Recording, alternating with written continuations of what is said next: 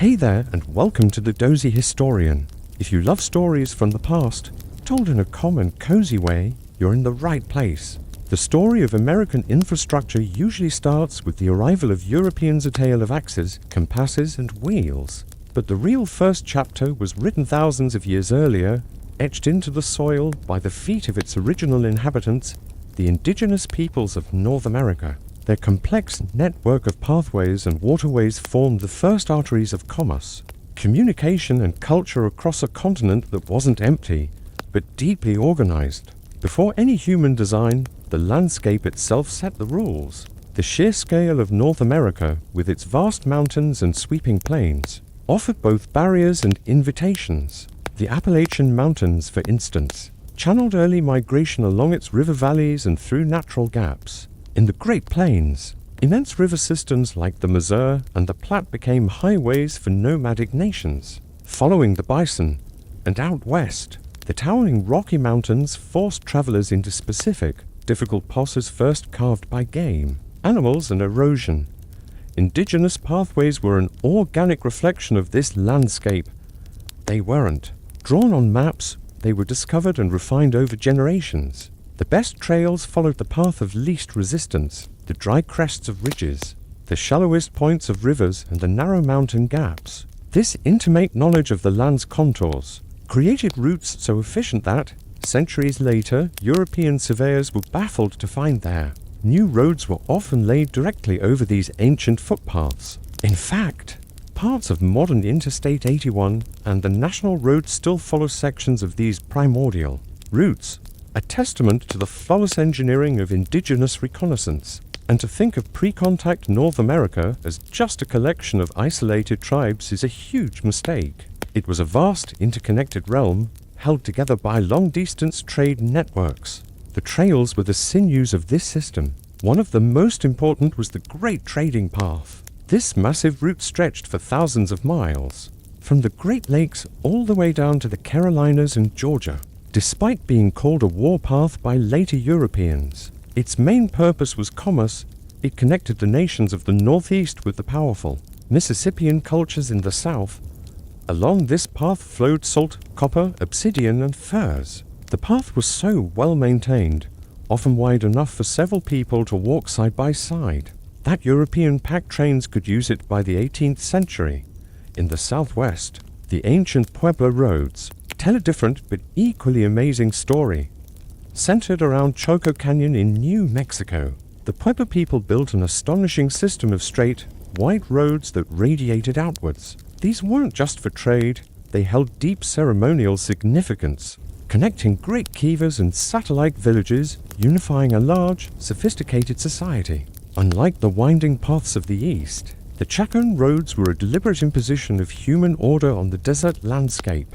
Then, along the Pacific coast, there were the grease trails. These trails were specifically for transporting one of the region's most valuable commodities, oolican grease, a high-calorie cooking oil. This oil was traded hundreds of miles inland, over rugged mountains and through dense rainforests. The trails were so vital that entire communities revolved around their maintenance. The idea of an economic corridor dedicated to a single product was perfectly established here centuries ago. But if footpaths were the continent's veins, the rivers were its great, thrumming arteries. Water travel was often faster and more efficient than any land route, especially in the East and the Great Lakes region. The canoe was the technological marvel of the age, lightweight, durable, and incredibly maneuverable. The key to this water highway system was the portage de short land, link connecting to separate bodies of water. Knowing these portages was the ultimate navigational asset.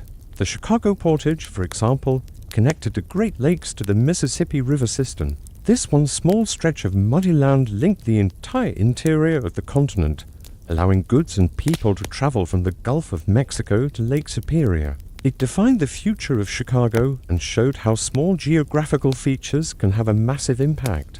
This infrastructure was more than just routes. It was managed with structured maintenance and diplomacy.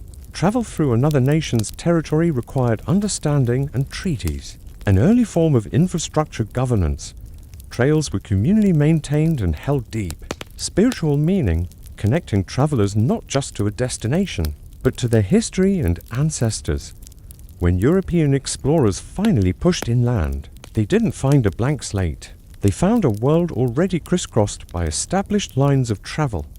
Nemacolin's Path, the Natchez Trace, the Boston Post Road, all these famous colonial routes were built upon ancient indigenous trails. The Europeans saw convenience, but they failed to recognize they were following the meticulously selected, socially sustained infrastructure of complex civilizations.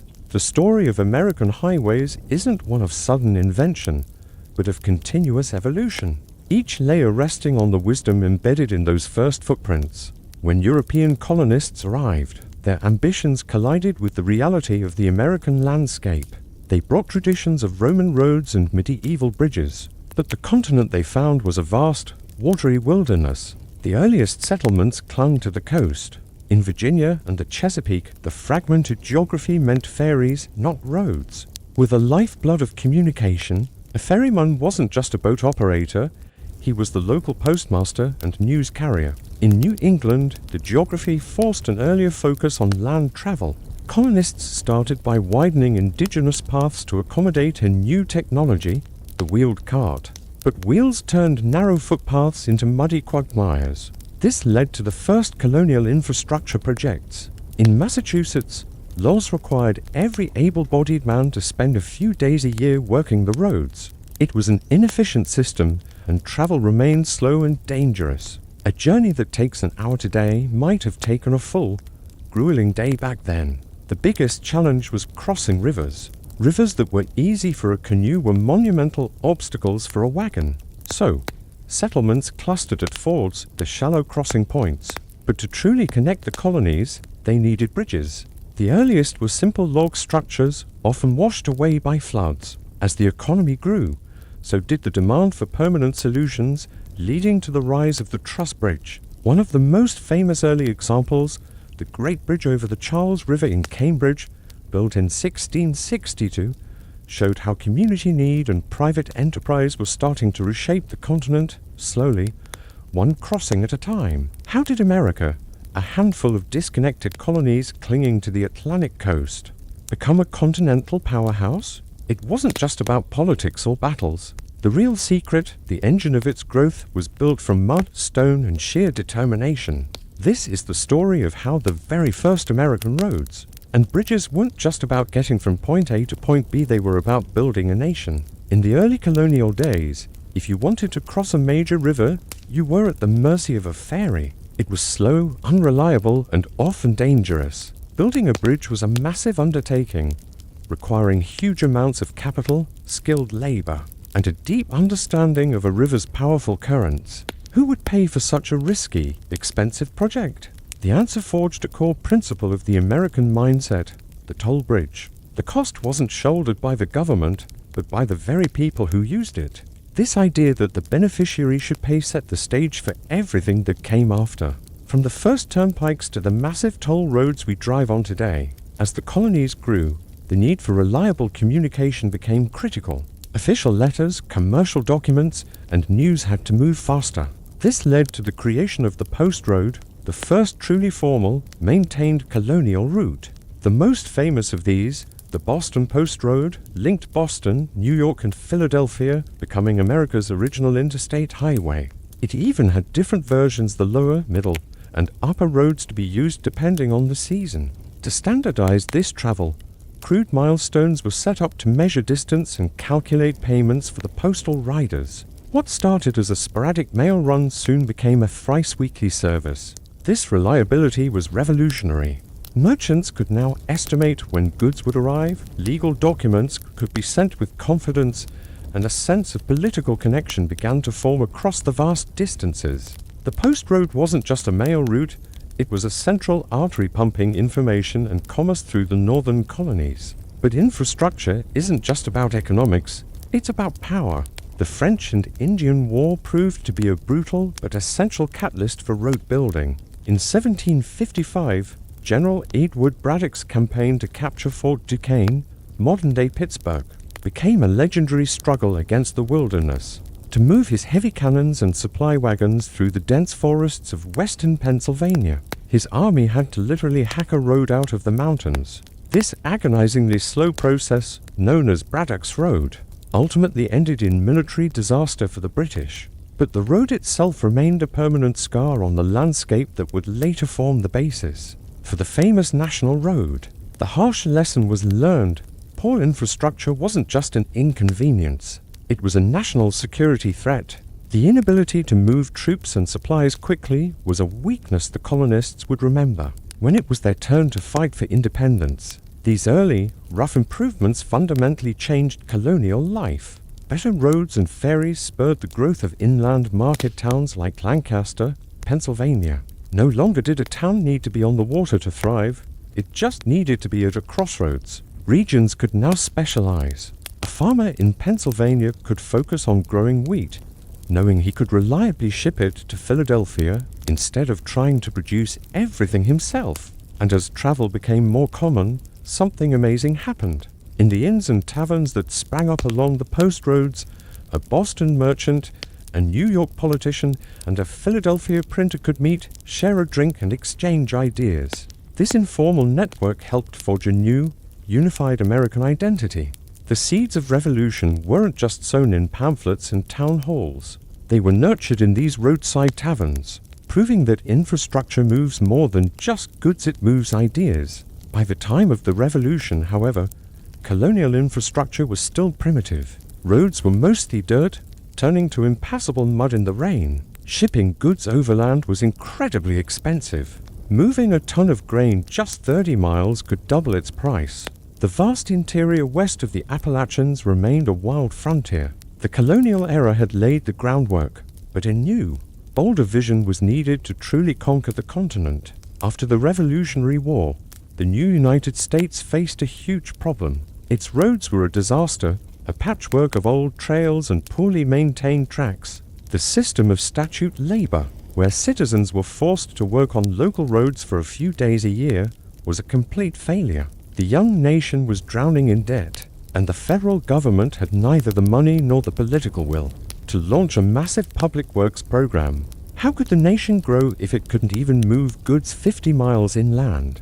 Without the cost skyrocketing, the solution came not from the government, but from private enterprise, the Turnpike Corporation. The revolution began in 1792 with the Philadelphia and Lancaster Turnpike. This wasn't just another dirt path, it was a 60-mile marvel of modern engineering, funded by private investors who bought shares in the company. The road was professionally designed and, most importantly, it was paved with a deep layer of crushed stone. This created an all-weather surface that was light years ahead of the muddy tracks it replaced. To pay for it, toll gates were set up every few miles. The name Turnpike comes from the pikes or poles that would be turned to let travelers pass after they paid the toll. The project was a spectacular success. Travel times plummeted, freight costs dropped, and farmland values along the route soared. Investors made handsome profits, and a turnpike mania swept the nation. For the next 30 years, turnpike companies popped up everywhere. Massachusetts chartered over 100 of them, creating a dense network out of Boston. New York pushed its roads west toward the Great Lakes. Pennsylvania, the pioneer, built more miles of turnpike than any other state. For the first time, travel became a predictable, daily event, not a seasonal gamble. Stagecoaches could run on reliable schedules and wagons could carry heavier loads. But the system wasn't perfect. Companies often paid profits to shareholders instead of maintaining the roads, and clever travelers created shunpikes, crude detours to avoid the toll gates. Most importantly, turnpikes were only built where they could be profitable, leaving remote, rural areas cut off, while private companies were busy connecting the East Coast. The monumental task of crossing the Appalachian Mountains required a bigger player, the federal government. After years of political debate, President Thomas Jefferson in 1806 authorized the construction of the Cumberland Road, later known as the National Road. This was America's first great national infrastructure project. Designed by U.S. Army engineers, it was an engineering marvel, pushing relentlessly west from Maryland over the mountains and into the Ohio Valley. The national road was the gateway to the West. It slashed travel times and turned frontier towns into bustling commercial hubs, fueling a massive wave of westward migration. Even this federally funded road, however, eventually adopted the toll model for maintenance, solidifying the user pays principle as the American standard. The Turnpike era created a whole new travel culture. The iconic Concord stagecoach became a symbol of speed and connectivity, with relay stations every 10 to 15 miles to change horses. The lifeblood of the road was the wagoner, the tough teamster hauling massive loads in his heavy Conestoga wagon. An entire roadside economy of inns and taverns grew up to serve these travelers, becoming vital centers for news, commerce, and political chatter. These roads also fueled the first great internal migrations, as farmers pushed west into New York and Pennsylvania, seeking cheaper land. In the 1840s, a new idea briefly took hold: the plank road. Instead of expensive crushed stone, why not just lay thick wooden planks over the roadbed? They were fast and cheap to build, and for a short time, they were wildly popular. But the idea was a spectacular failure. The wood rotted in the elements, often within just 5 years, and maintenance costs became astronomical. It was a harsh but valuable lesson. When it comes to infrastructure, prioritizing cheapness over durability is a fool's errand. By the 1830s, the Turnpike era had reached its peak. It had created America's first real road network and established the financial and engineering models for the future. But its limits were clear. Even on the best roads, the sheer effort of pulling heavy wagons with horses meant freight costs were still too high. To truly unlock the agricultural and industrial potential of the vast American interior, a new technology was needed, one that could shrink distances and move goods on a scale never before imagined. The age of the road had laid the foundation, but the age of the railroad was about to begin. But the Turnpike's reign was short-lived. A revolutionary new technology was on the horizon: the steam railroad. The train offered speeds and cargo volumes that the horse and wagon could never match, shattering the economic limits of the road network almost overnight. Turnpike investors saw their stock values plummet as railroad lines were charted along the same routes. Many turnpike companies went bankrupt or sold their land directly to the railroads, which often just laid their tracks right on top of the old, graded roadbeds. The Turnpike era was ultimately over, but it was indispensable. It proved private capital could fuel national development, and it established the macadam road surface as the standard for the future. If turnpikes were the veins of the young republic, canals were the great, man-made arteries, capable of unleashing a torrent of bulk commerce. The early 19th century saw a brief but transformative period where the canal reigned supreme. The goal was simple: reduce the cost of friction. While turnpikes helped, they were still too expensive for heavy goods like grain, lumber, or coal. Water travel was the answer. A single mule could pull 10 times more weight in a canal barge than it could in a wagon. This wasn't just an improvement, it was a revolution. The biggest obstacle to American prosperity remained the Appalachian Mountains. This massive barrier trapped the rich resources of the Ohio Valley and Great Lakes, making transport to the East Coast impossibly expensive. Before canals, getting a ton of grain from Buffalo to New York City cost 3 times the grain's actual value.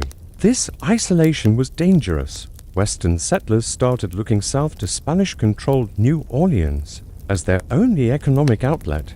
The nation was at risk of splitting apart. The idea of conquering this barrier with an artificial river seemed insane. New York Governor DeWitt Clinton's grand proposal was mocked as Clinton's folly.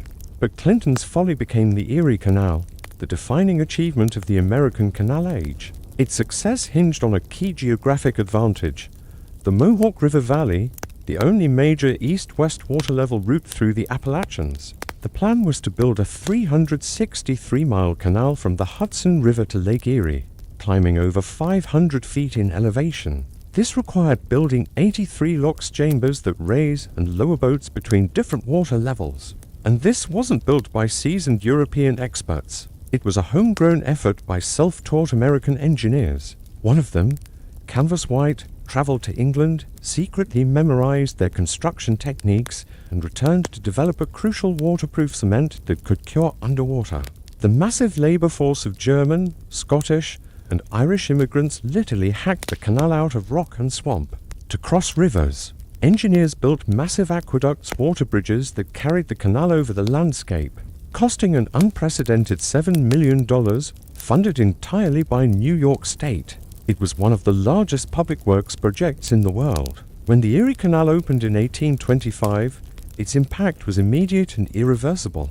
The cost to ship a ton of freight from Buffalo to New York City dropped from $100 to just $5. That's a 95% reduction. The trip time was cut from weeks to just 6 days. This economic thunderclap funneled the vast wealth of the Midwest directly through New York City's harbor. New York surged ahead of its rivals, Philadelphia and Boston, to become the undisputed financial capital of the nation. The canal made farming in the interior profitable, turning the Midwest into America's breadbasket and fueling a massive wave of settlement.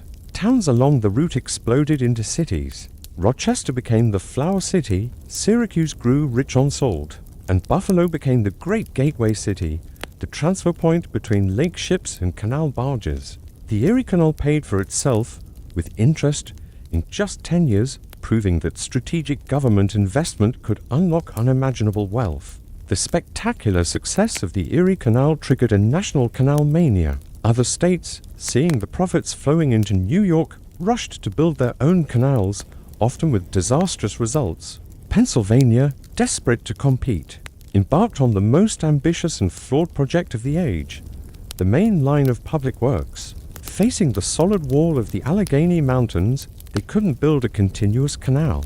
Instead, their system was a bizarre hybrid, a canal connected to the Allegheny Portage Railroad, an astonishing 36-mile system of inclined planes, where canal boats were literally pulled over the mountains by ropes and steam engines before connecting to another canal on the other side. It was an engineering marvel, but it was slow, expensive, and could never compete with the seamless efficiency of the Erie. Pennsylvania nearly bankrupted itself, proving that technology can't always overcome geography. In the South, the Chesapeake and Ohio Canal aimed to link Washington, D.C. with the Ohio River, but it faced brutal terrain and, more importantly, a new competitor, the Baltimore and Ohio Railroad. The C&O Canal never reached its destination, becoming a symbol of a technology that was quickly running out of time. Meanwhile, in the Midwest, canals like the Illinois and Michigan Canal connected the Great Lakes to the Mississippi River, transforming a muddy trading post called Chicago into a vital national hub. These canals were essential, but they were also incredibly expensive and vulnerable to droughts, floods, and winter ice. The canal system created its own unique culture. Life for the canal boat families was slow, dictated by the 4-mile-per-hour pace of a towpath mule. These boatmen became a distinct social class with their own songs and communities. The toll system was perfected, generating huge, reliable revenues for the states. But there was also an environmental cost. Digging the canals altered local ecosystems and led to disease outbreaks. It was a raw demonstration of human power over nature. Despite its transformative impact, the canal age was remarkably short. Its dominance lasted barely 3 decades. The reason was simple: the railroad. A canal barge moved at 4 miles per hour. An early train could easily hit 20. Canals froze in the winter, shutting down the entire trade network for months. The railroad operated year-round, and most importantly, railroads could go anywhere. They could climb steep grades and cross any terrain, freeing transportation from the tyranny of geography that had limited the canals. Building a mile of track was also faster and often cheaper than digging a canal. The final act of the canal age was one of surrender. Railroads like the New York Central built their lines directly alongside the Erie Canal, offering a speed and reliability the water route couldn't match. By the mid-19th century, America's manifest destiny had pushed its borders to the Pacific, but the nation was still disconnected. The journey west was a perilous, 3-month ordeal by wagon train. California's gold rush made the need for a connection urgent. The country needed a fast, all-weather link to keep the wealthy West Coast tethered to the Union. The canals had conquered the Appalachians, but only the iron horse, the steam locomotive, had the power to conquer a continent. The stage was set for the single most transformative infrastructure project in American history, the Transcontinental Railroad. Ever wonder how a single invention could build a nation, and then, in its very triumph, sow the seeds of its own replacement? Today, we're talking about the iron giant that conquered a continent, the American Transcontinental Railroad. And stick around, because the story of what came next involves a revolution onto wheels you probably never saw coming. Completed just 4 years after the Civil War, the railroad was more than just tracks. It was a symbol of a reunited nation ready to look west. Before the railroad, the Great Plains were a vast, open territory. Afterward, it was like a switch was flipped. Millions of settlers poured into the interior, and the landscape transformed almost overnight into a grid of farms, towns, and cities. The railroad literally drew the map of civilization. If your town got a station, you thrived. If you were bypassed, you became a ghost town. The station agent, the general store owner, the saloon keeper, these were the new pillars of society, replacing the old military forts. The railroad also gave birth to one of the most iconic figures in American history, the cowboy. Suddenly, a Texas Longhorn, worth little locally, was worth 10 times as much if it could reach the meat-packing plants in Chicago. This created the long drive. Millions of cattle were herded hundreds of miles north to new cowtowns like Abilene and Dodge City towns that existed solely because they were railheads. The cowboys, the cattle drives, the entire cattle kingdom, it was all a product of the railroad. But this era was short-lived. By the 1880s, new rail lines extended south, and the invention of barbed wire changed everything. The open range was enclosed, and the cowboy of the long drive was replaced by the corporate rancher. The railroad had created a culture and then, with its own efficiency, industrialized it out of existence. But this massive project came with a dark side. The labor force that built the railroad was a unique, temporary society. Once the tracks were laid, tens of thousands of workers were suddenly unemployed, leading to immediate conflict. The Chinese workers who were essential to building the Central Pacific Line faced the worst of it. When the economy soured in the 1870s, white laborers saw them as competition for scarce jobs. This fueled a vicious wave of anti-immigrant violence, particularly in California, and helped push forward the infamous Chinese Exclusion Act of 1880 to the first American law to ban immigration based on nationality. For the indigenous nations of the West, the railroad was not a symbol of progress. It was an existential threat. It cut through their ancestral lands, disrupted the massive bison herds they depended on, and brought an unstoppable flood of settlers. The railroad became a tool of conquest. Hunters would ride the trains and shoot thousands of bison from the windows for sport, for hides, or sometimes just to clear the tracks. The destruction of the bison was a deliberate strategy to destroy the economic and cultural foundation of the Plains tribes, forcing them onto reservations. With the railroad, the U.S. Army could deploy troops and supplies anywhere along the line with incredible speed. The vast West became a manageable military territory, enabling the final campaigns of the Indian Wars, and effectively ending organized Native American resistance by the 1890s. The Iron Horse had crushed the sovereignty of indigenous peoples. The business of building the railroad was also riddled with corruption. The infamous Credit Mobilier scandal saw the Union Pacific's own leadership create a fake construction company to overcharge the government by millions, bribing congressmen to look the other way. This was the era of the robber barons. Once built, the railroads held absolute monopoly power. They received massive land grants and faced little regulation, allowing them to charge farmers and small businesses outrageous shipping rates. If you were in an inland town with only one rail line, you paid whatever they demanded. This exploitation led directly to the Grange movement, a powerful coalition of farmers who fought back. Their political pressure eventually led to the Interstate Commerce Act of 1887, the first major federal effort to regulate a private industry. It marked the beginning of a long battle between corporations and the government. That continues to this day.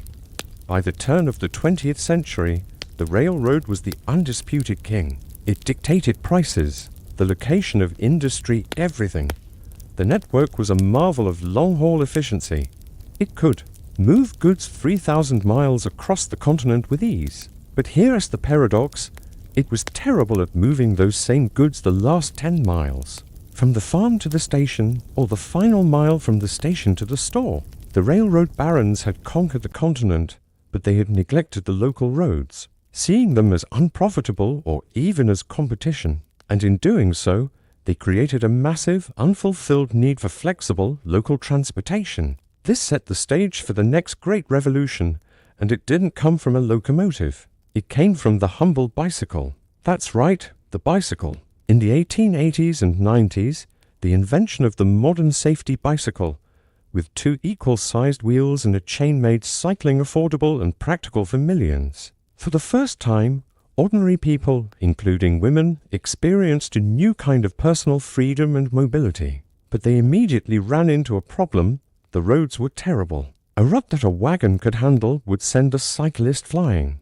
This daily frustration gave birth to America's first mass transportation lobby, the League of American Wheelmen. Founded in 1880, the League exploded to over 100,000 members by the 1890s. Their single, passionate goal was not about cycling as a sport, it was about getting paved, all-weather roads. They understood that the old system of local, makeshift road repair was a failure. They campaigned tirelessly, arguing that good roads would benefit the entire economy by lowering the cost of getting farm goods to market. They demanded that roads be designed by professional engineers, not local officials. And crucially, they pushed for state and federal funding, a radical idea at the time. The League of American Wheelmen effectively launched the Good Roads movement. Their propaganda convinced the public that America's roads were a national disgrace. They were setting the psychological and political stage for the next game-changing technology. The railroad had created the need for local mobility, and the cyclists had built the demand for better roads. All that was needed was an engine to put on those roads. The automobile was just around the corner. The story of the railroad is a powerful lesson in how technology shapes society. It unified a country, created vast wealth, and built an empire. But its very success created the conditions for its own successor. The Iron Giant had conquered the continent, but in the end, it was the need to travel that final, muddy mile that paved the way for the age of the automobile. The car wasn't just a machine, it was America's new soul. It blared from rock and roll speakers in Chuck Berry's Maybelline. It hit the road with Jack Kerouac, and it became a movie star. The car was youthful rebellion, a ticket to escape suburban life. It was self-reliance, the freedom to steer your own destiny. The chrome and speed weren't just design. They were symbols of America's technological power and a future full of optimism. The automobile became a mobile extension of the American psyche. But this beautiful dream was turning into a real-world nightmare. The old U.S. route system, designed for a different era, was completely overwhelmed. Traffic jams were paralyzing cities and choking commerce. The main routes were mostly two-lane roads that sliced directly through the center of every small town, forcing endless stops and starts. This stop-and-go chaos erased the economic advantages of high-speed trucking. Worse, it was a safety crisis. With no divided lanes, head-on collisions were terrifyingly common. Every intersection and sharp curve was a potential disaster. By the mid-1950s, over 40,000 Americans were dying on the roads each year. The only real solution was a new kind of road, the freeway. A road engineered for safety with no cross-traffic, no opposing traffic, and wide, gentle curves. America needed a safer system, and the political will to build it was about to arrive. That political will came in the form of one man, President Dwight D. Eisenhower, elected in 1952. Eisenhower didn't just see a traffic problem, he saw a national security threat. His conviction was forged into key experiences. First, as a young officer in 1919, he suffered through a disastrous 62-day Army convoy across America, where trucks sank in mud and bridges collapsed. He never forgot how vulnerable a nation with bad roads was. Second, as Supreme Allied Commander in World War II, he witnessed the incredible efficiency of Germany's Autobahn. He saw firsthand how a modern highway system could move an army. When he became president, Eisenhower framed the highway debate as a matter of patriotic duty. He argued that in the Cold War, America needed a high-speed network for two critical reasons: military mobilization, to quickly deploy troops and equipment, and civil defense, to evacuate cities in case of a nuclear attack. This was no longer just about getting to the suburbs faster, it was about national survival. That's why the official name of the law was the National System of Interstate and Defense Highways. The only thing standing in the way was the mind-boggling cost, an estimated $27 billion, a figure that would eventually climb past $100 billion. Congress refused to fund it from general taxes. Some suggested tolls, but that would create bottlenecks. Eisenhower's own plan for long-term bonds was rejected over debt fears. The solution was a stroke of political genius. The Federal Aid Highway Act of 1956 created the Highway Trust Fund. This fund was filled by federal user fees, mainly the gas tax, but also taxes on tires and trucks. The money in this fund could only be used for the interstate system. It was a brilliant pay-as-you-go plan. People using the roads would be the ones paying for them. The final deal was irresistible. The federal government would pay 90% of the cost, with states paying just 10%. On June 29, 1956, Eisenhower signed it into law, launching the largest public works project in the history of the world. This wasn't just about paving roads, it was about engineering a transportation machine. The core principle was controlled access. Every intersecting road or railway was separated by a bridge or underpass, zero stoplights, zero cross-traffic. Opposing traffic lanes were physically divided, eliminating head-on collisions. You could only enter or exit on specially designed ramps. The entire 41,000-mile network was built to a uniform standard, designed for safe travel at 70 miles per hour, no matter the state. Building this required an effort of biblical proportions. Engineers moved billions of cubic yards of earth, slicing through mountains and filling valleys to create smooth, gentle grades. Tens of thousands of bridges were built, from simple overpasses to massive, complex interchanges like the Cloverleaf, which were masterpieces of design, allowing traffic to flow seamlessly between high-speed arteries. The scale was staggering. The project used enough concrete to build 6 sidewalks to the moon and enough steel for 500 Empire State Buildings. It created millions of jobs for a generation of workers, driving middle-class prosperity. And every mile was built with national defense in mind, with high bridge clearances for military vehicles, and long, straight sections that could, in theory, serve as emergency landing strips. The impact was immediate. Trucking became faster and cheaper, boosting the economy.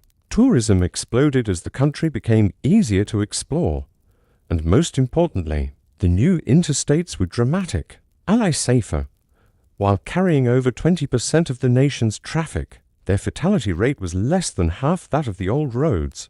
The system was saving thousands of lives every year. It was also the final nail in the coffin for passenger rail, as the convenience of the freeway made train travel feel obsolete. But Eisenhower's grand vision had a flaw. He imagined a system that bypassed cities, but the reality of suburban growth meant that interstates had to go into them, connecting commuters to downtown jobs. The decision to plow these massive freeways directly through established urban neighborhoods would prove to be a tragic mistake, creating deep social wounds and controversy for decades to come. The 1956 Act was the ultimate expression of American optimism and engineering might. It connected a continent, set a new global standard for safety, and forever fused the American dream with the roar of an engine on an open road. It was the moment the nation committed everything to the promise of mobility. The largest public works project in history was underway, and America would never be the same again. Thank you for watching. If you enjoyed this journey into America's history, be sure to like, subscribe, and hit the notification bell for more stories like this. Imagine trying to connect a continent.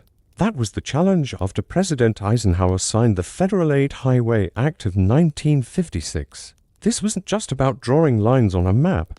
It was about turning 41,000 miles of vision into concrete and steel. From the late 50s through the 80s, America embarked on the largest public works project in its history, a feat of industrial mobilization not seen outside of wartime. It was an epic endeavor of conquering deserts, tunneling through mountains, bridging massive rivers, and literally reshaping the landscape of the nation. The sheer scale was mind-boggling. The project was managed not by a single entity, but by 50 different state highway departments, all working under federal standards. Think about the resources needed. Millions of tons of concrete and asphalt were poured, thick enough to handle the heaviest military trucks. This demand created an entire industry around Portland cement, guaranteeing profits for decades. Millions of tons of steel were needed for every bridge, every rebar, every guardrail, acting as a lifeline for America's steel mills. And the fuel? The massive fleet of bulldozers, dump trucks, and pile drivers consumed fuel and tires on an industrial scale, driving production in the oil and rubber industries for 30 years. It was also a massive jobs program. A whole new generation of highly skilled, well-paid union labor was born.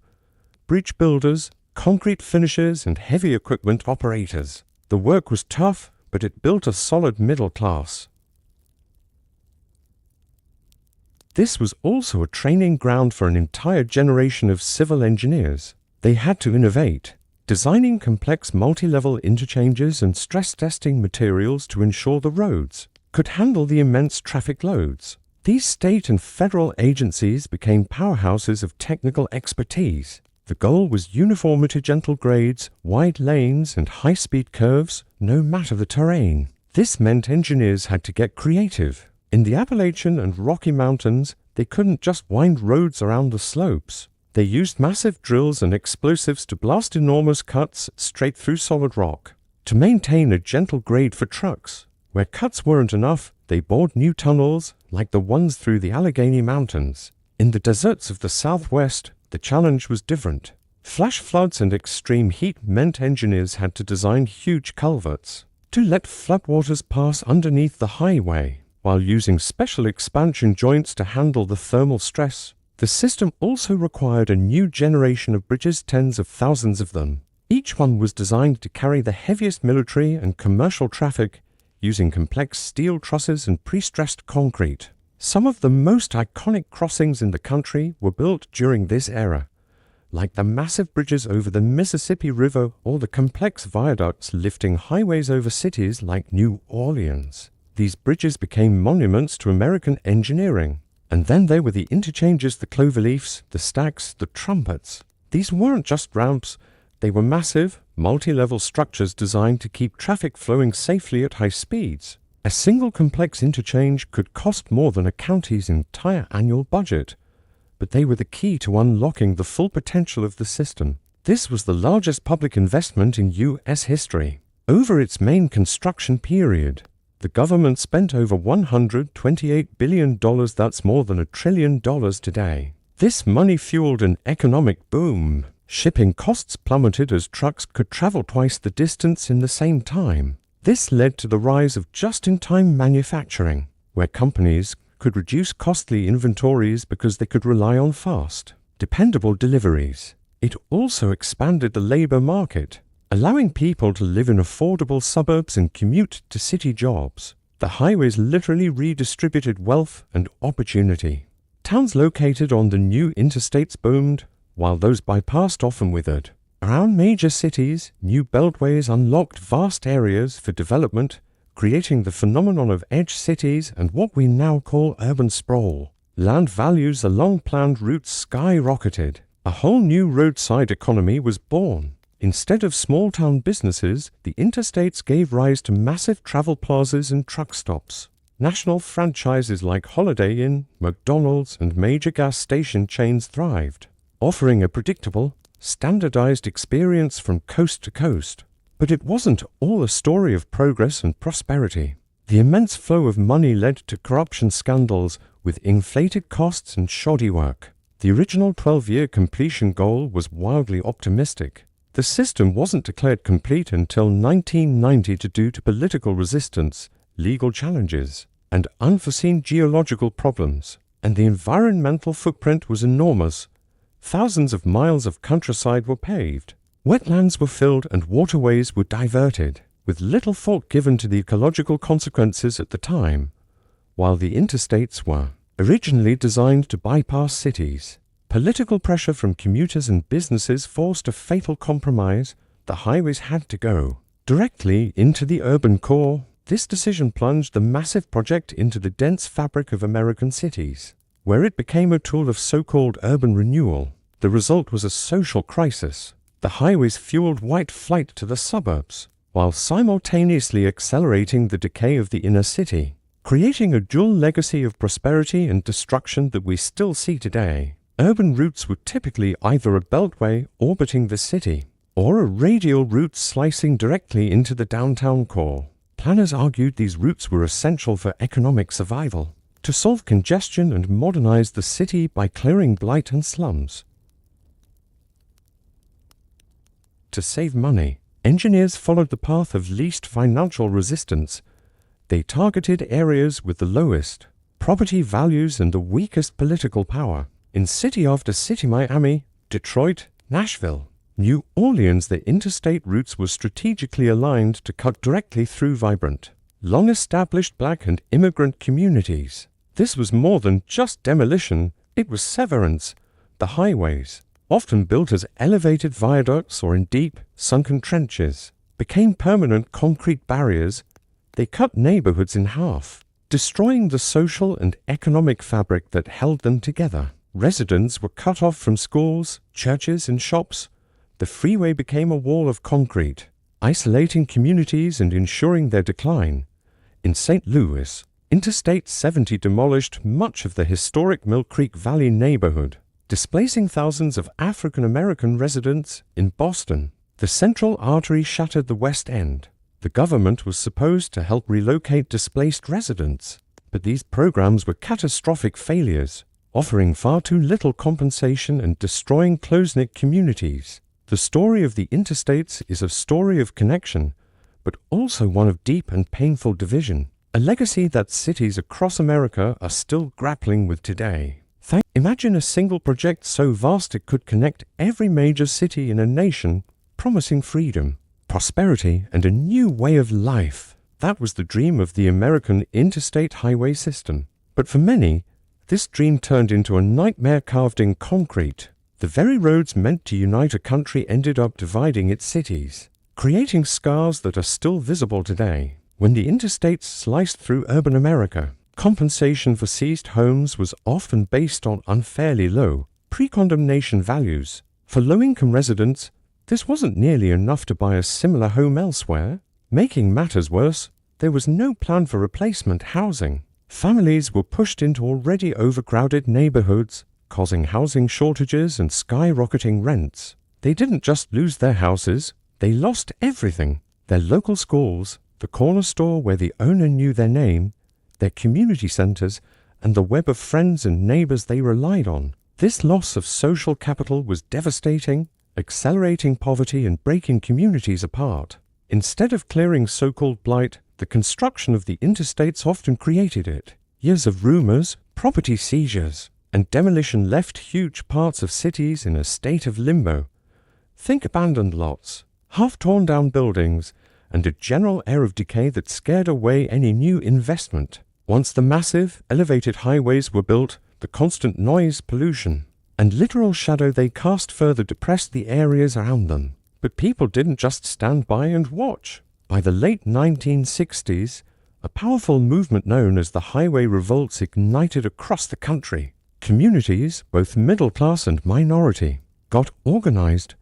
They were tired of being bulldozed by politicians and engineers. They found their voice, armed with the powerful ideas of activists like Jane Jacobs, who argued for the vitality of neighborhoods over cold, modernist planning. And they won. In San Francisco, the freeway revolt stopped several major highways in their tracks, eventually leading to the demolition of the ugly Embarcadero Freeway and preserving the city's beautiful waterfront. In New Orleans, activists successfully fought to save the historic French Quarter from being carved up by a proposed interstate. These victories were monumental. They forced the government to finally listen and acknowledge the human and environmental cost of their projects. New laws were passed requiring public hearings and environmental studies, giving citizens a legal seat at the table for the first time. While cities were being torn apart, the interstates were fueling a boom in the suburbs. The highways acted like giant funnels, siphoning wealth, businesses, and middle-class families out of the city centers. This created a vicious cycle. As the city's tax base shrank, funding for schools, police, and public services declined, making the suburbs look even more appealing. The classic American shopping mall, perfectly positioned at an interstate exit with easy parking, killed downtown department stores. Corporate offices and research parks sprang up along the new beltways, creating self-contained economies that had no need for the old city. The interstates didn't just move people, they physically reinforced segregation, creating concrete walls between predominantly white suburbs and minority communities in the inner city. The infrastructure that promised mobility for all ended up deepening inequality, and the environmental cost was just as severe. Neighborhoods unlucky enough to be built next to or even under these elevated freeways were choked by constant noise and a cocktail of vehicle emissions. Studies later confirmed what residents already knew: children in these highway-adjacent zones suffered from alarmingly high rates of asthma and other respiratory illnesses. Runoff from the roads, filled with oil, rubber, and salt, poisoned local soil and water. The highways created a sense of alienation, a feeling that our public spaces were designed for the cold efficiency of machines, not the well-being of people. By the 1980s, the interstate system was a marvel of engineering, but its urban sections were monuments to a flawed vision. This painful legacy forced a change in thinking. Today, cities are undertaking massive, expensive projects to undo the damage. Boston's Big Dig moved a massive elevated highway underground, replacing it with parks and reconnecting the city to its waterfront. In New Orleans, the elevated I-10 over Claiborne Avenue still stands, a constant reminder of the vibrant African-American business district it destroyed. The story of the interstates is a powerful lesson. Infrastructure is never just about concrete and steel. It's about people, politics, and the kind of society we want to build. Fast forward to today, and the interstate system faces a whole new set of challenges. The original concrete and steel are now decades past their intended lifespan. The primary task is no longer building, but maintaining, modernizing, and reimagining this network for a digital, climate-conscious, and overcrowded world. The first major crisis is decay. The system is crumbling. The gas tax, the very mechanism designed to fund the highways, has been its Achilles heel. It was never tied to inflation. Since the last federal increase in 1993, the cost of materials and labor has soared, but the revenue hasn't. On top of that, as cars become more fuel efficient, which is great for the environment, they pay less in taxes for the same amount of road wear. The Highway Trust Fund is perpetually on the verge of bankruptcy, requiring massive bailouts and turning long-term planning into a political food fight. Deferring maintenance isn't saving money, it's racking up debt. A road that costs $1 million to resurface today might cost 10 times that to completely reconstruct after it fails. The second crisis is the one we all feel: soul-crushing traffic. The interstates were a victim of their own success. They spurred so much growth that they're now overwhelmed. Congestion costs our economy over $160 billion a year in lost productivity and wasted fuel. And here's the paradox: just adding more lanes doesn't work. It's a phenomenon called induced demand. A wider, faster road just encourages more people to drive, and within a few years, it's just as clogged as before. The new solution is managing demand. This means things like high occupancy toll or hot lanes where you can pay to bypass traffic. The price changes based on how busy it is, guaranteeing a faster trip for those willing to pay. It's a controversial shift from the free road mentality, but it's about managing a finite resource for the collective good. The most exciting solutions, however, aren't in more concrete, but in data. We are entering the age of smart roads. Intelligent transportation systems use sensors and cameras to manage traffic in real time. Think adaptive traffic signals that adjust to flow, not a fixed timer, or digital signs that warn you of a crash miles ahead, allowing you to reroute. Even ramp meters, those sometimes annoying lights at on-ramps, are incredibly effective at keeping the freeway moving smoothly, increasing average speeds for everyone. This is the future, merging our physical roads with digital intelligence to make them safer and more efficient. The Interstate Highway System was the greatest public works project in American history. It defined a century, but its legacy is complicated. It was a path to prosperity for millions, but a wall of isolation for many others. Today, the challenge is to learn from those mistakes, to maintain the incredible asset we've inherited, and to adapt it for a future that demands smarter, greener, and more equitable transportation for all. Have you ever thought about what the roads of the future will look like? I'm not talking about flying cars, but something much closer and honestly, a lot smarter. The ultimate goal is to connect your car directly to the road itself and to every other car around you. Imagine sensors embedded right into the pavement. They could tell your car about a patch of ice up ahead or a sudden traffic jam long before you can see it. This is called vehicle-to-infrastructure, or V2I. It's not just about safety, it's about efficiency. Your car could get advice on the perfect speed to cruise it to hit every green light, saving you fuel and time. Then there's V2V, or vehicle-to-vehicle communication. This is where things get really interesting. Your car will be constantly talking to other cars, sharing its speed, position, and whether it's braking.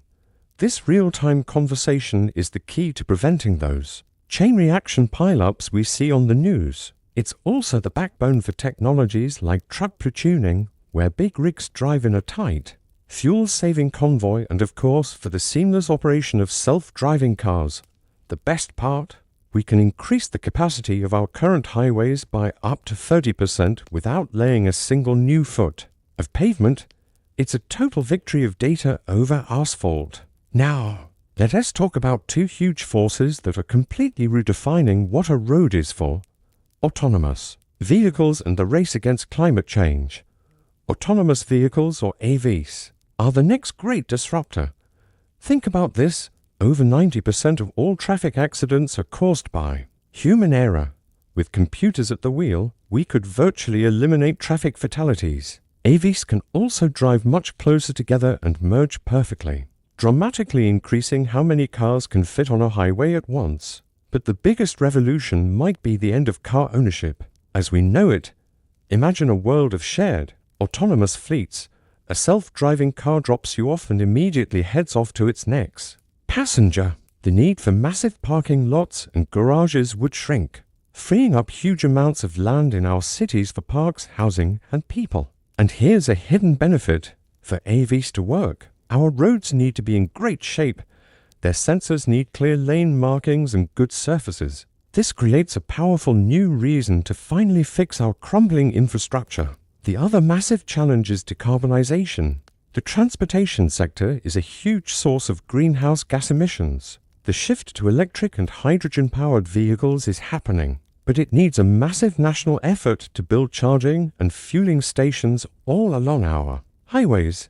It's a huge project, but it's already underway. This shift also means the gas tax, which has funded our highways for decades, is becoming obsolete.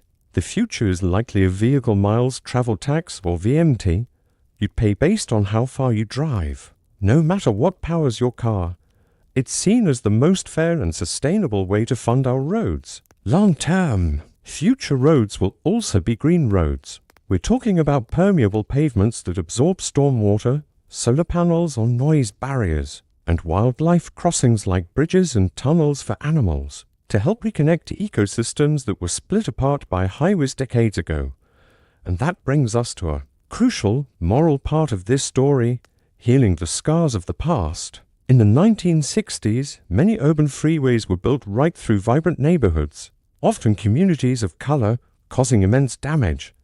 Today, there's a powerful movement to right those wrongs. Modern laws now demand that new transportation projects prioritize equity, reduce pollution, and improve access for communities that were harmed. Cities are even taking on massive projects to cap or completely remove these destructive urban freeways. Capping means building parks, housing, or businesses over a sunken highway, literally stitching severed neighborhoods back together.